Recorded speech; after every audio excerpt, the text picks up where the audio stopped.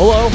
Welcome back to The Spread, Nesson's Football Picks Podcast. Nesson.com is Mike Cole, joined once again, as always, by Ricky Doyle. Ricky, how are you? Doing well, Mike. How you doing? What's wrong? Nothing. It's just funny. Like, we didn't even really talk before we came on. Is that a good or a bad thing? No, it's neither. Are we finally tuning each other out after? Usually we come in here and have like a little back and forth. I feel like there was just a lot of silence leading into this. I mean, we are literally trying to beat the buzzer today. So, I mean, we got not a lot of time. Yeah, you want to address that? Just get that out of the way early. Yeah, I mean, there's a chance a fire alarm goes off in the middle of this. Again, it's just literally becoming it could be just strobes and annual rite of passage. We've been instructed if the fire alarm goes off to leave the building. I guess there's a fire drill at some point today. I was talking with producer Carolyn about. You could argue that every week is a fire drill for us. No kidding. The idea that we have fire drills as adults is something that you don't really consider. She made a good point. Could be an insurance thing. Insurance. I just said that like I was from Alabama.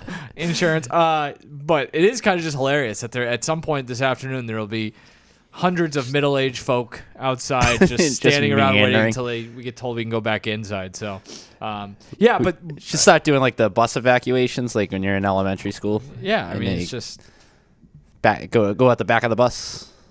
My son, my 3-year-old son, has fire drills. It's like it's just unbelievable.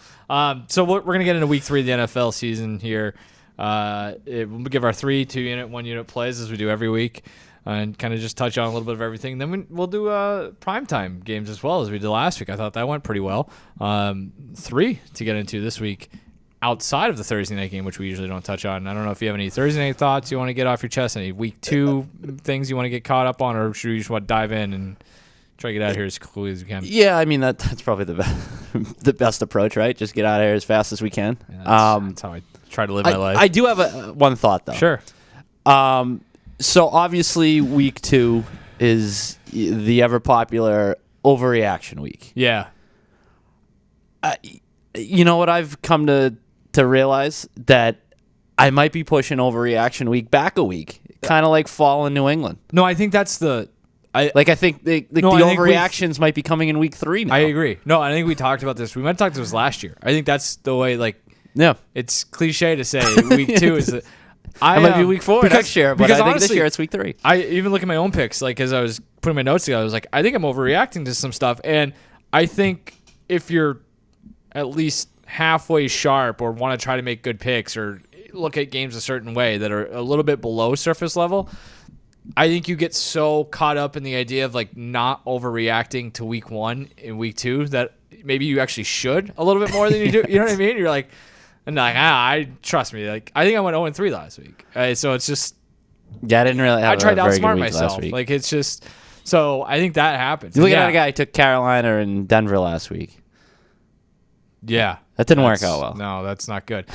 But like the more I think about it, it's like I think now that you have 2 weeks of sample size, like that's enough data to go off of. It's like, well, no, it's not. And now that I'm thinking about it, a lot of my notes in here are basically based on 2 weeks of. But what else are you supposed to do? I don't know. You know? Yeah, I think we're in that tricky part of the year, right, where you're relying a lot on your preseason expectations, sort of. Yeah. What you thought coming into the year, and now you're starting to sprinkle in a little bit of data. I don't really put a ton of stock into it until you're about. I don't know, like, I guess after this week maybe.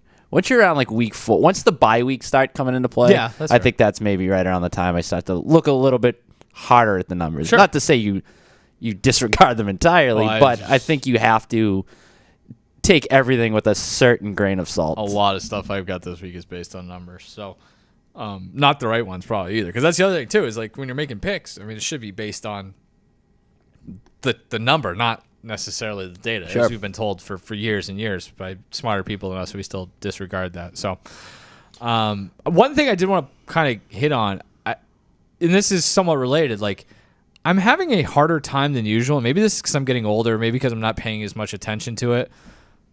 I'm having a harder time deciphering fact from fiction when it comes to the NFL. And I ran this one by you real quick. I ran this by a couple of other people in the office. It's kind of getting to be like politics, or like the news cycle, I guess is a better way of putting it, where like depending on there's so many people who have voices now that can amplify their voices that it's so hard to separate fact from fiction.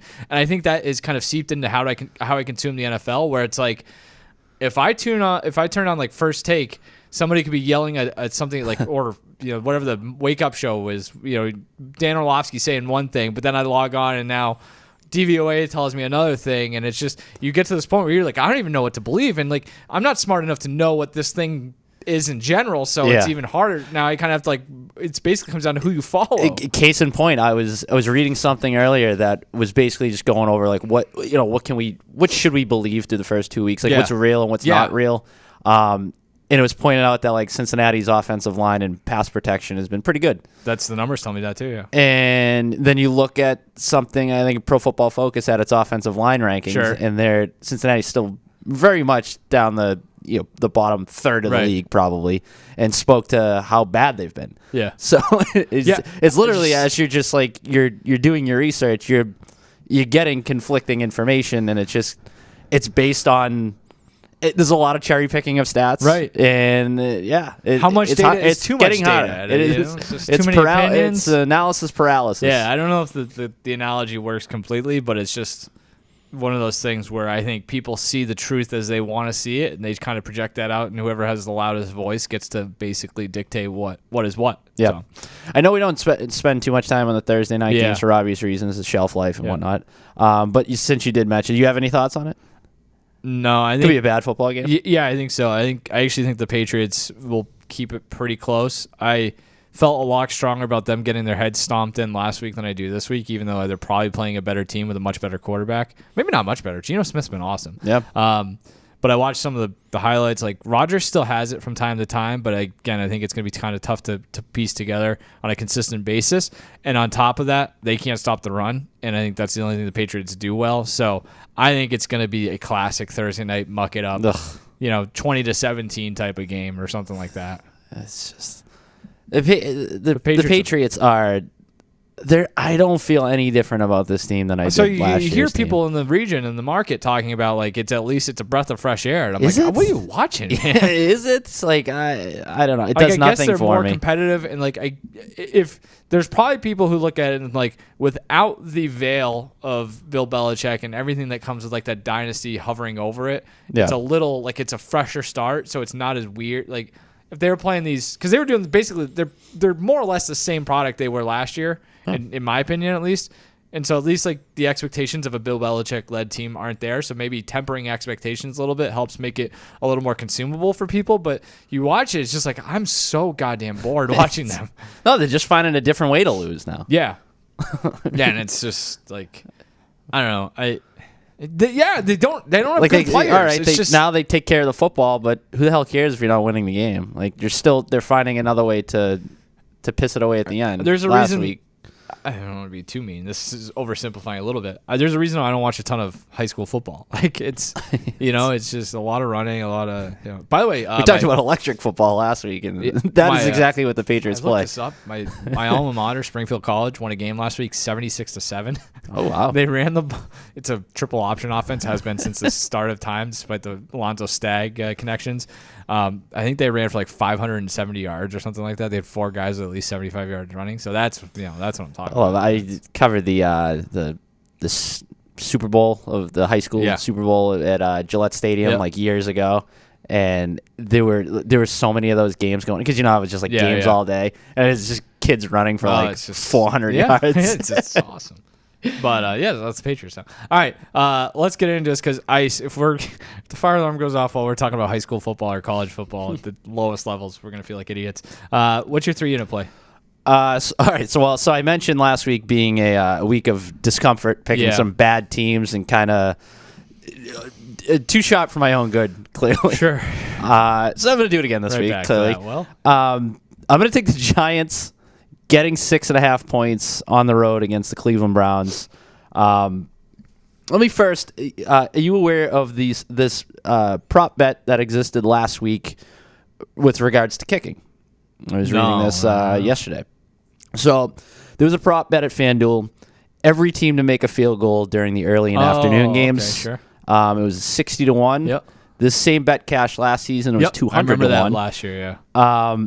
Every team made a field goal in those 13 games this past weekend, except for one. That would be the Giants. And that would be because they lost Graham Gano on the opening kickoff trying to make a tackle. It's a tough beat. This week they will have a kicker, presumably. That's a good start. Greg Joseph, they signed him. Heard of him.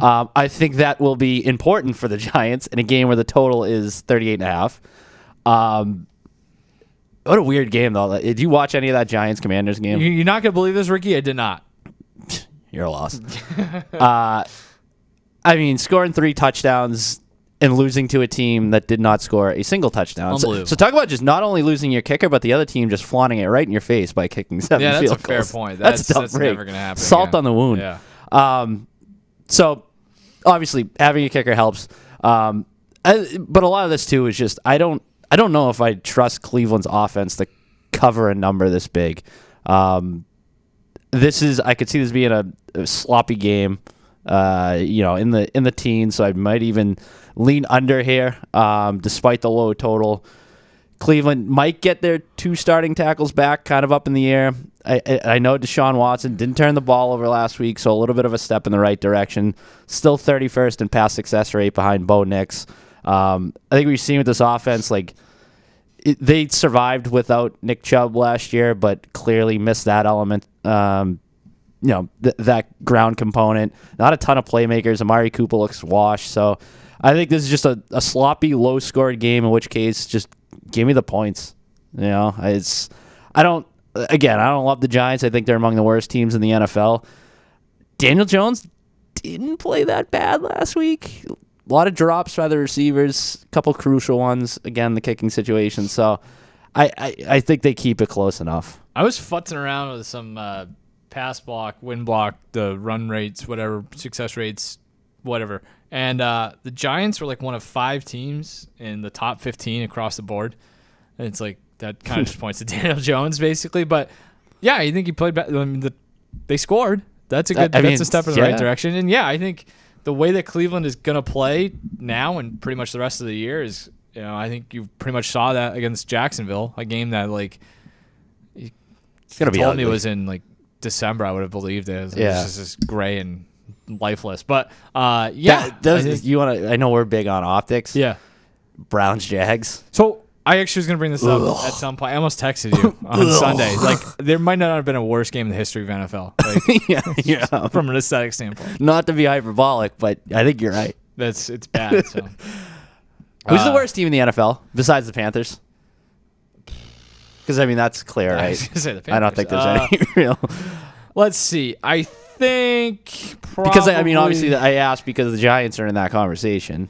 Denver's in the conversation, I think. Probably. I'm not going to be. Washington. It's obviously either Washington, Denver, or the Giants, right? I don't know who. Can you make a case for anyone else? Yeah, we'll get into Washington probably a little bit later with the primetime games, but the Rams maybe if they just aren't going to get healthy. They are in a world but that's of more trouble. Injuries than anything else. That's circumstance. I still think the Raiders stink. I don't know. I forgot about the Raiders. I'm not buying in on them just yet. So probably it might be the Giants. It's either way. It's the Panthers or then your bottom tier and then everybody else. So. Yeah, right. You played the number. Good job. So, all right, my 3-unit play. I'm taking. So I think this one is maybe flipped a little bit. I don't mean to take stale lines here, but we have jobs that we have to do, and we've got to get out in front of it. So I just want to make sure I've got the accurate number. The one that I locked into was I got Miami as 5-point underdogs going to Seattle on Sunday afternoon. That number is now 4.5. It opened at, I want to say it was up. It got bet up to 6. No, it opened at 4.5. I could have swore it was up around 6, 5.5, 6. Whatever. I'm gonna take it 5. Grabbing 5 points with the Dolphins against the Seahawks. Obviously, Miami in a bit of a pickle here. Yeah. Tua Tagovailoa out with another concussion. Do we want to do a quick detour to weigh in on what we think about that? Yeah. So I think where I come down is this is kind of in line with what I was talking about. With there's too much noise with everything. Or I don't know why everyone feels compelled to have an opinion. My opinion is, if I were him, I would probably retire. That being said, there's something with his mentality and mindset that I don't have, and which is why I'm sitting here talking to you about football and not playing it for a living. So like applying my logic or my mindset to what a professional athlete, a guy who's been successful at that his entire life, it's just apples and oranges. You can't even compare it. Yeah. And I agree with what Mike McDaniel said on Friday morning. He's like, people offering up their opinion in the moment right away doesn't help Tua. And I guess at some point you have to have an opinion if you're in the business of having opinions, but like, I just think it's his call. I know that's kind of like the easy way out, but like if he wants to keep playing, like that's his problem. That's his family's problem. Like he's an adult. The money is insane. So Yeah. I can see why, he's looking for the next 8 generations of the Tagovailoa. So like, I don't know. I think a lot of that is way too blustery. It's overblown. It's people making decisions and having opinions about stuff they just don't know about, and that kind of drives me nuts. No matter Everybody's what it on is. the pedestal, like, oh, he's gotta retire. He's like, and I get it, like, like that's no, he probably that's the should, human but, in you like, sees that, and you're like, yeah, like this Yeah, guy should medically retire. he's- But at the same time, he's an adult. Yeah. He's got to make that decision, and I'm also not going to sit here and say that I would absolutely retire if I was in his position. Like, Or like he- kind of like what you're saying, like, But like, sure, I could I could say that, but I don't know because I'm not in his shoes, and I also know that like didn't he just he got like $50 million guaranteed for the deal, right? So he's Yeah, good. yeah, But he's like that's good. the thing. It's like when you But make it's still, when you make like- the money we make, it's easy to be Yeah. like, yeah, I would take the $50 million. Well, yeah, man, but you can go get 200. I was gonna say like, you're leaving a lot Yeah. on the table there. So there's part of me that's like I probably would continue to play, and I would just think that like I'm if I made it to that level, I'm obviously wired a certain way. So I don't know. Like I can't sit here and be like, yeah, I would absolutely is a retire far- because I don't know. But this is a far more productive conversation than being like he should do this. It's like, well, I find far more utility in like kicking around what I would do as opposed to him because like Yeah. it's not my place, it's not your place. No, I mean, like I could tell people that they shouldn't get into the octagon and Yeah. beat the tar out of each other and like That's a good point. Yeah, but or like even you're, like you're I don't know. you're an adult. You're making a decision. Like I'm gonna risk this in order to achieve this. Yeah.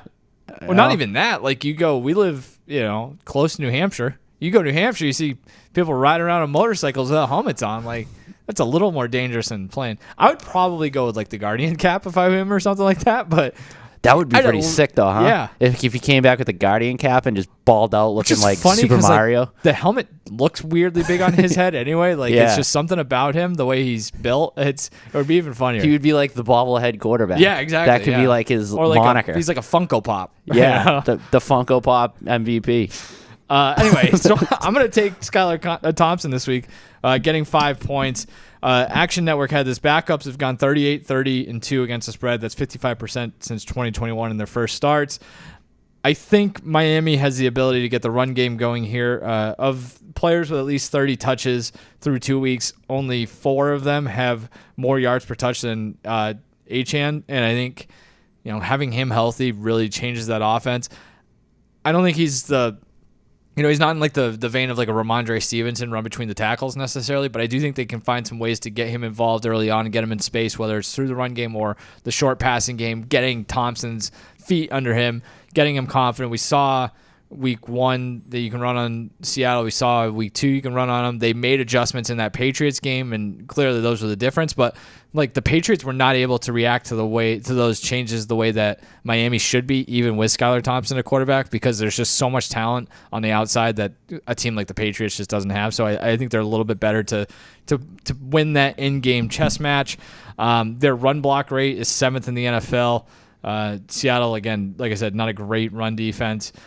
I also think like the schedule spot, if there ever was a good schedule spot where you have to go on the road across the country, one of the longest road trips in the NFL, the fact that they played Thursday night, Seattle played Sunday afternoon, Seattle had to travel across the country too. The Seahawks went to overtime. Maybe there's something there.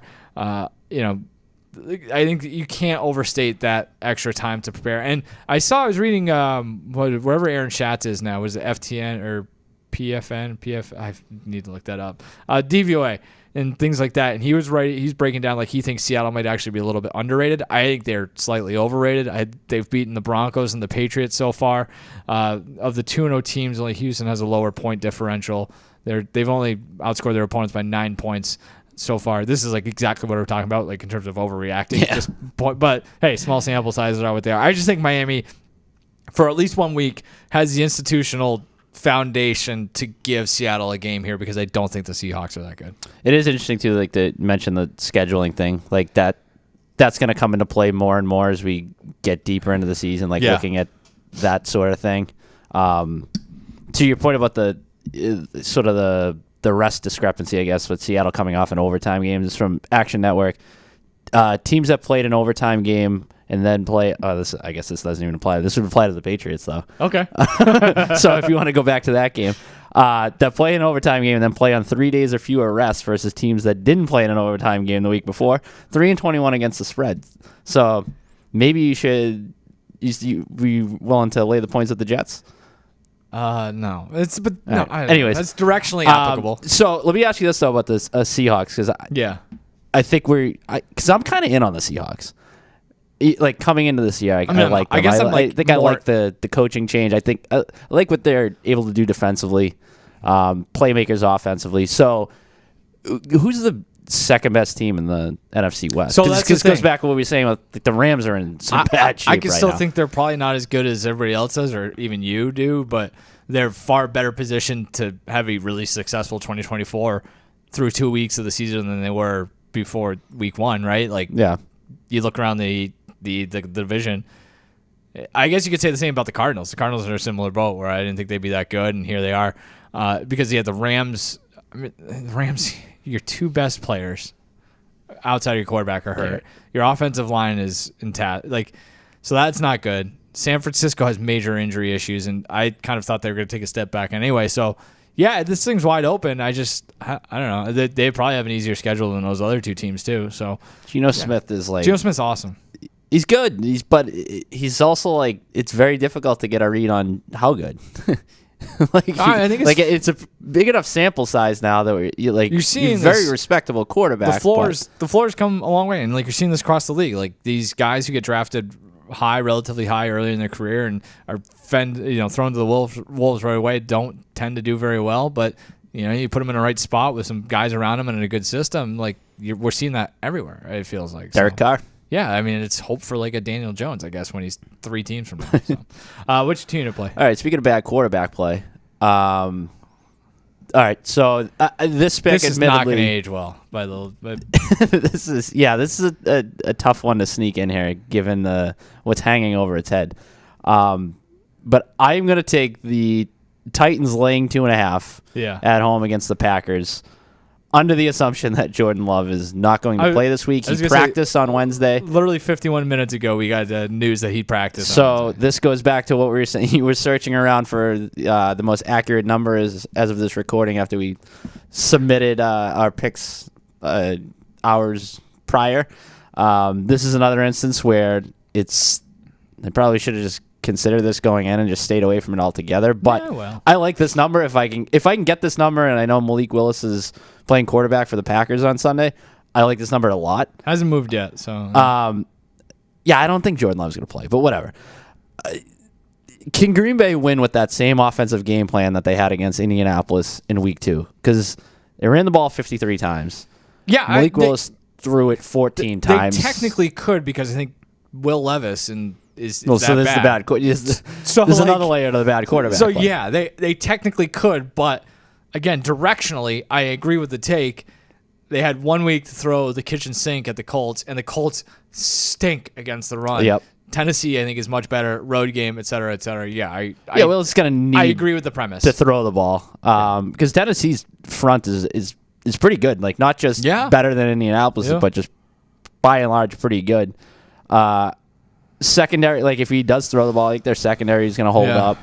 On the flip side, Tennessee should be able to run against Green Bay. So like that's the thing, right? It's like they really got to dumb down this offense to make sure that Will Levis doesn't beat Will Levis, because like he clearly to this point is the problem, and I think the reaction of the coaching staff in Week 2 reflects that. They're like, okay, we have a Will Levis problem on our hands. I don't know how you beat that out of someone. Like, especially in the Brian course Callahan of 1 week. literally tried to. But I think they're gonna exhaust all options this week. Should beat the piss out This of is him. a game where I would, because they are. I mean, he's throwing the ball downfield at a pretty high clip too. Like, it's just maybe it just dumb down the offense and not take those shots and not put him in.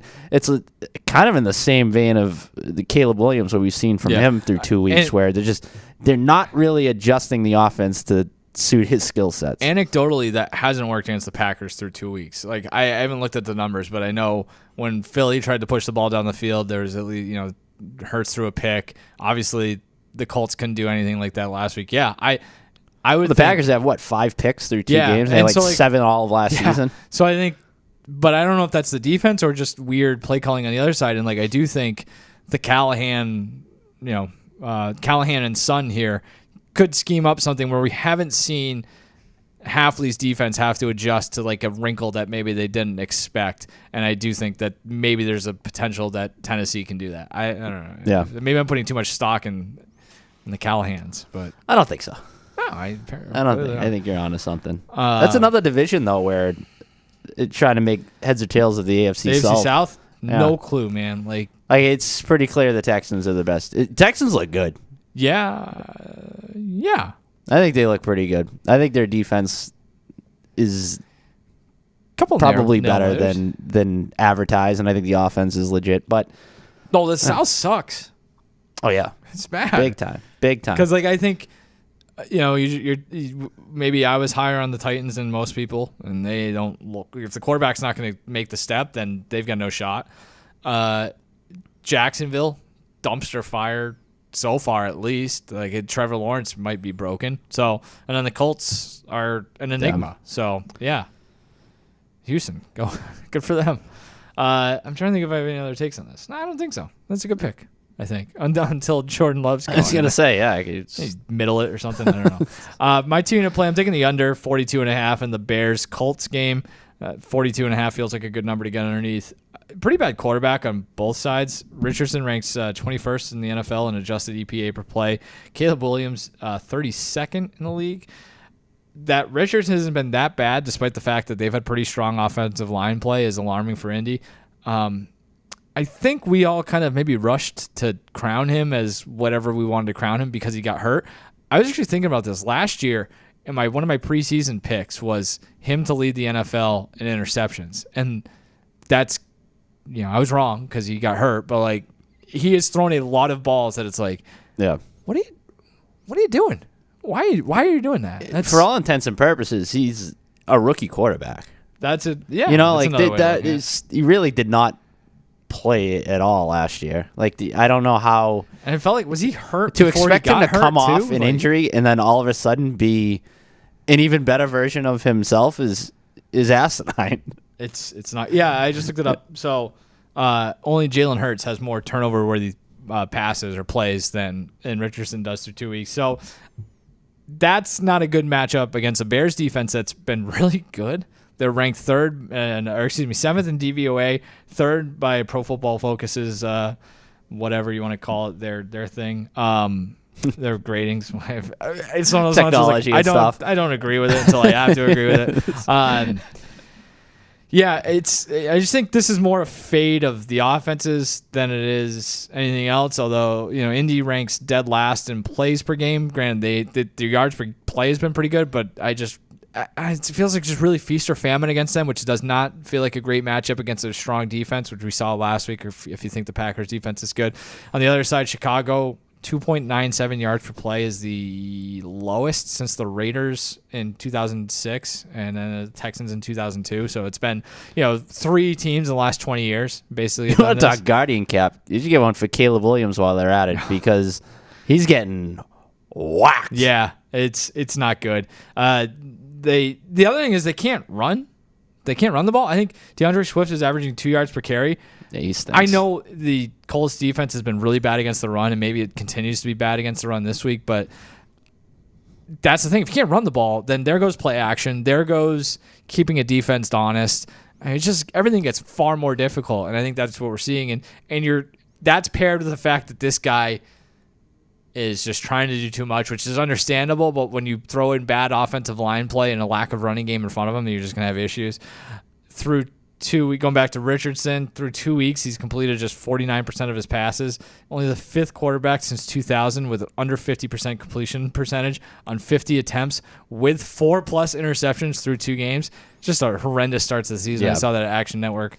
So, like I said, this is kind of a puke fest, feels like. It's been my issue with the Bears. It's like this wasn't some ready-made offense. Like the talent was there, but it's not like a holdover offense from last year. Like you're taking a lot of new pieces, putting them all together, Yeah, that's fair too. and Yeah. injecting a rookie quarterback to have to figure all this Well, out not on to the mention- fly. Like it would be one thing if this talent was assembled last year. They went 7-10 or whatever, and then you get the rookie quarterback in there with some continuity, and you're off and running. But he's coming in, and they're all, they're all figuring things out on the fly as well, and it just creates this like very helter-skelter feeling offense. And if the And the offensive line is if the overlooked. line's Like, bad, the then line's terrible. then it throws everything else. That accentuates those problems, right? Like that calculus gets far muddier and cloudier when it's like, well, we can't even depend on the offensive, because then there goes timing, there goes your ability to get any sort of intricacies with the routes that you're running. You got guys coming in and out of lineup too. Yeah. Keenan Allen in week 2. Like that's you can't take deep shots to keep the defense honest. It's just it's a bit of a problem, to say the least. I did like this play a lot more before DeForest Buckner went on IR, but that's neither here nor there. I think this is under 42.5 in Colts Bears. So, what's your 1 unit play? all right. So this is a game where I think you might see some points. You might see some fireworks. I'm gonna take the Lions laying 3 at Arizona. It's a very high total this week. Total at 52.5. This is kind of a perception play, I guess. You have Sure. Detroit coming off the outright home loss to Tampa Bay as 7.5-point favorites. Arizona just trounced the Rams, the same Rams team that the Lions struggled with in week 1. But I also look at it and it's like everything that could go wrong did go wrong for the Lions. 1 for 7 in the red zone, 2 interceptions. They had that weird mishandling of the clock towards the end of halftime, left points on the board there. Arizona, everything that could go right did go right. Kyler Murray, perfect passer rating. They're playing a JV team more or Again, less. like we talked about the Rams and how banged up they are. So, like, I just don't know how much you can take away from that. Also, like, that game was over in like a minute and a half. It was, it was I looked up and 14 I was like, nothing, wait, just what? like that. Yeah. And so I'm just like, I don't know how much you can necessarily learn from that. So I think this is just a good get-right spot for Detroit. Despite all their flaws to this point, and particularly last week, still outgained Tampa Bay by 12 first downs and almost 250 yards. Like they had 5.6 yards per play to Tampa Bay's 4.6 yards per play. I just think when you look at the matchup on paper, I think Arizona's offensive line still have some questions about that. Clearly, Detroit has shown an ability to get after the quarterback. They've been stingy against the run, so I think that takes away an element of Arizona's offense. Now, I'm going to be sweating this one out because we had our preseason conversation about like quarterbacks you hate to face in like that underdog role, and Kyler Murray is that to a T. Yeah. Like I'm going to be sitting there with Detroit up by 3. Kyler Murray's got the ball in the 4th quarter, and just a lot of perspiration coming underneath Arguably the armpits. Best quarterback in the NFL this season. I think Arizona might be all right. Like that offense looks good, but it's also just we've seen this from Kyler Murray before too. Like the plays are gonna be like splash plays are gonna be there. I need to see what it looks like after he gets smacked around for 2.5 quarters. Then fair. can he put together a drive late in the 4th? So I think it's gonna be an entertaining game. But get right spot for Detroit, laying 3 on the road. It's very loosely related to that. We've got a great schedule this week in terms of how it's laid out. I think there's like 5 games in the 4 o'clock window, which is so much nicer than last That week. was action-packed early slate last Gotta week. fix that 3-game thing because you're liable many to early. when there's a dumpster fire of a blowout later. It's just like, or 2 like there was last week. It's like, well, what are we watching here? Yeah, saved a little bit by Chiefs Bengals being okay, but like there was the point where it was that game, and then I couldn't totally sink my teeth into that game, so I think I might just dislike football now. Maybe because it seemed like that was a good game, but the other game, obviously the Cardinals game was out of reach, and then what was it? Broncos Steelers. Yeah, ugh. that's woof. We're not looking for that. All right, my 1 unit play. Speaking of the Steelers, I'm gonna lay the points at home with them. I got them at 2-point favorites. They're 1.5. I sent this over in the rundown to our producer and everybody else. I had this as the wrong one. I had Pittsburgh getting 2 on the road against the Chargers. In my defense, I sent the rundown from a parking lot at a Stop and Shop on my phone while I was talking to my 3-year-old. So I just want to get that out of the way. If this pick seems wonky for some reason, it's because my wires are a little bit crossed. Hey, blame it on him. Just a public apology to everybody involved. But I still feel good about laying the points at home with the Steelers in their home debut. The more I dig into this one, it feels like I'm going to be on the wrong side of this, at least compared to the smart people, but I don't care what they think because it does feel like there's a little bit of fool's gold with what we've seen from the Steelers, but like that's what the Steelers kind of do, right? Like it is kind of wild. Like their all of last season was fool's gold, right? They were 9-2 last year, straight up in one-score games, which was the best record in the NFL. Again, I think I got this Action Network. They've been over 500 straight up in one-score games for 8 straight years, and 500 or better in 10 consecutive seasons. Like, so everything you point to, you're like, that's not sustainable. But it's until been it is sustainable for a decade. Yeah, like, right. At some point, you just got to acknowledge the sample size. Like, I don't know how this works, but it just works. Nobody's more comfortable in the mud than they are. So I think that's I think this is gonna be a low-scoring, close game. I just forget what the total was. It's very low. I think it's like 40. It's like it's like 35 and a half or something. It's gone way down since the opening number, which makes sense because neither of these teams can do anything offensively, really. 35 and a half. 35 and a half. Jesus Christ. That's probably why I just took the Steelers instead of the total. But J.K. Dobbins, Chargers, been a godsend for them. I think he's leading the league in rushing. He's running for like 260 yards through 2 weeks.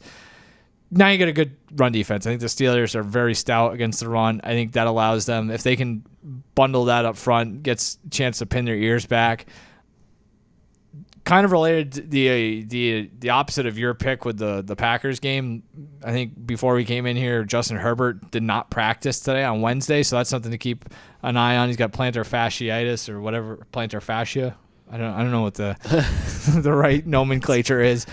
By all accounts, it's something you do not want. No, you don't. So no joke. I don't think that's going to be totally healed by Sunday. So unless they can run the ball like crazy, like they have through 2 weeks, he's going to have to move around back there. And here comes T.J. Watt, assuming he gets, isn't held on every play like has been the case through 2 weeks. This is, again, the first Pittsburgh home game of the season. I think if the Steelers take away the run game, not only is you get like a relatively immobile Herbert back there, there's still not a ton of weapons for Herbert to utilize on the outside there in that offense. So I think they're going to struggle to score points. The same could probably be said for the Steelers, who have, I think they're 2-0 despite having no offense whatsoever. And the Chargers defense has been tremendous. But again, you just look at like a home game, the Chargers playing 2 road games in a row. I just feel good about getting the Steelers here for anything less than a field goal. So I just think they find a way to eke this thing out. It's not going to be pretty. It's not going to be high scoring. I think they've done a really nice job with Justin Fields as well, who sounds like he's going to play again. So, is it his job now? Like, has to be. Well, so I guess as long as you keep winning. I feel like we had this conversation earlier in the year, not about the quarterback situation, but just like how the Steelers somehow continued to do this every year. And it's like, yeah, like they just button up the weird stuff that other teams seem to have a trouble year over year. And like he has fit that mold so far. It's like, just don't do anything stupid, dude, and we'll figure it out from there. So as long as that keeps going, if they win this week, they're 3-0. You're going to give it back to Russell Wilson? Like, it's not like this is not Denver 2 years ago who brought in Wilson to be their savior, right? Like, this is basically 2 reclamation projects, and whoever gets it, gets it. And I think you got to roll with it until the wheels fall off. Looking at that offense, I feel like I didn't make a very compelling case for that. I think you did very compelling. Thank you. you understand more when you watch that offense why they really prioritize pursuing Brandon Ayuk this offseason. Yes. That would have been the perfect addition for that offense because it's George Pickens or bust. Yeah. Every single time they drop back the pass, it's like, all right, they're on to George Pickens. Or they're dumping it off to Freiermuth for his 4 catches a game or whatever. Yeah. So, it is. It'll be weird. Like, if they continue to win and, like you said, they'll probably just roll with it because I don't expect that Russell Wilson would necessarily come in. This is the one thing, too, like the one scenario we laid out before the season, it was like, you're probably going to start Russell Wilson because then you make that transition to Justin Fields. It's much more difficult to go from Justin Fields to Russell Wilson, and then they got kind of backed into a corner where... and I also think now it's easier if they go to Wilson, they can go back to Fields at some point, and it won't be as awkward. It's like, well, he was pretty good. So, and the Chargers feel like they haven't really played anybody. They beat the Raiders and the Panthers, 2 teams that were in our consideration there. The Steelers have beaten the Falcons and the Broncos, but at least that Falcons win looks a little better. This is the first time in Justin Herbert's career he's attempted fewer than 30 passes in back-to-back games, which is good long term. But I just don't. I don't know if it's. It's just been like he's kind of nearing like a career crossroads, I guess. Like, how does he fit into this Harbaugh style offense? So, I don't know. All right, we're playing with fire at this point. No pun intended. Sunday Night Football, we got Kansas City going to Atlanta. The Chiefs are 3.5-point road underdogs. Total set at 46.5. Obviously, the Falcons coming off a big Monday night win. What's your lean here? Do you have a pick or a play that you want to zero in on here? Well, I would gladly jump on this if it gets down to KC -3. It was like when I was doing my notes, I feel like it just moved up today. Honestly. Yeah, that was. I don't like that. I don't like that development one bit. Patrick Mahomes, 24-8-1 against the spread in his career as an underdog or a favorite of 3 points or fewer. So, that's a pretty key number when it comes to the Chiefs. That being said, I'm still inclined to lay the points, I think. I could see this being a letdown spot for Atlanta after the Monday night win. This also, I guess I'm not totally sold on Atlanta's offense just yet. I think there still could be some hiccups in the early going. Just seems like a prime spot for Steve Spagnuolo to dial up some pressure on Kirk Cousins, who we talked last week in week 1 was just an absolute statue. They've made strides, but I think the level of competition goes up this week. I think Atlanta crashes back down to earth a little bit. So I'm inclined to lay the points. I'd monitor that spread, though, because I like it a lot more at Chiefs -3, but if it's 3.5, I'll just swallow hard and lay the points. I'm far more inclined to lay the points. I feel a lot better about it than you do with the Chiefs. Only the Giants, Rams, and Commanders have been worse by EPA per play than the Philly defense that Atlanta carved up. And that was only on one drive, really. You look at Kirk Cousins, he was 5 of 60 for 70 yards on that final drive. He only went 15 of 23 for 170 yards up to that point. Again, the Spagnuolo thing is huge with the pressure and just kind of throwing different looks at him. Also, one thing to keep in mind, Bubble Boy, Patrick Mahomes, indoor games in his career, 10-0, 66% completion, 23 touchdowns, 2 interceptions, 105 passer rating, include retractable roofs, 13-1, 33 touchdowns with 3 interceptions. So, it's good. Weird. They don't play very often, but it does. I think this is a huge Xavier-worthy breakout game where it's Collinsworth just gushing over him. Yeah. That's one thing we didn't get into. Collinsworth on Caleb Williams this week was insufferable. Let's go to Monday night. We got a doubleheader starting with the Josh Allen I don't like Bowl. the doubleheader on Monday night. I like it. You do like it? Yeah, I like it. I thought you hated it. I hated the old one when it was a 10 o'clock game. This one where there's 2 games going on at once, I like a lot more. I'll be watching Raw anyway. Well, Raw is, I guess, no, there's still 3 hours. Testator. Josh Allen Bowl, 2 Josh Allens in this game. Jacksonville at Buffalo. The Bills laying 5 points, total set at 45.5. I have a lean here. It's on the under. I think Buffalo is really leaned into the ground game, running it in 42.7% of their plays this season. That's even less than last year when they ran at 50, or they only threw it 53% of the time. Jacksonville can't block, 24th in pass block win rate, 22nd in run block win rate, 25th in PFF pass blocking, 29th in PFF run blocking. It's Trevor Lawrence is a bit of an issue. I think this is going to be one of those games where everybody's going to be, the Buffalo is going to run this thing through a wall. I just think they maybe struggle a little bit offensively. So if that's going to be the case, I lean toward the under here, even though that number is a little low, actually. Yeah, Buffalo benefited a lot last week from short fields, pick six. Exactly. but so the other side of it, I think Jacksonville largely outplayed Cleveland. Yes. Which is not saying a ton. There you go, yeah. You know what is interesting? It's Jacksonville's lost 7 in the last 8 games dating back to last season. Their lone win, a C.J. Beathard start against Carolina, 26-0. Yeah, Jacksonville clearly has problems. Offensive line, a huge issue, giving up 17 pressures, 6 sacks, and 61 pass plays. They've even spoke to like the communication problems that they've had to this point. Yeah, like that's you start to wonder about the coaching a little bit. That being said, I'm going to take the points because I don't know about Buffalo's ability to cover the spot with. I think they're still trying to figure out their new identity a little bit. And like I said, I think they benefited from some favorable situations last week. Sounds like Evan Ingram's probably going to play for Jacksonville this week. I think that helps them from an offensive standpoint. What did I say before the season, though? Jags, sneaky team to look for in the Bill Belichick coaching drama this offseason. If this thing continues to go south, going back to Mac Jones, I am loving this even more. Belichick to Jacksonville. What are the chances that we see Mac Jones before Halloween? In Jacksonville, 6%. If he gets, I think Trevor Lawrence could get hurt with the offensive line the way it is. So I'm on Mac. I'm officially on Mac Jones watch. All right, like to see him in London against the Patriots. Now you're talking. The Bayou Bengal Bowl later that night. Washington goes to Cincinnati. The Bengals laying 7.5 at home. Total set at 48.5. Do you have a lean or way that you're looking at this one before we get out of here? Because we are so up against Give me the Bengals. Lay the points. Like I said earlier, Washington's defense can't stop anybody. This could be a big Jamar Chase game. I think this is also a spot where rookie quarterbacks, we've talked about some of the betting systems in the past, don't typically fare well as heavy underdogs, so I would feel comfortable laying the points here with Cincinnati. I'm laying the points. Washington, 32nd by EPA, 31st Pro Football Focus, 32nd by DVOA. Cincinnati about to break out in a big way. They played the 3rd toughest schedule to this point, 27th toughest the rest of the way. They looked much better last week. They are 1-11 in their first 2 weeks under Zach Taylor throughout his career, which is an insane number. It feels almost hard to believe. This is a perfect place to land. It sounds like they might get T. Higgins back. Jamar Chase is getting up to speed. I think this has 42-10 written all over it. They just run wild, and it's all of a sudden like, well, we probably overstated the demise of the Cincinnati Bengals. So I think Joe Burrow gets back at it against his what do you call that? Not a classmate, but is there a word to describe somebody who went to the same college as you did? But not at the same time?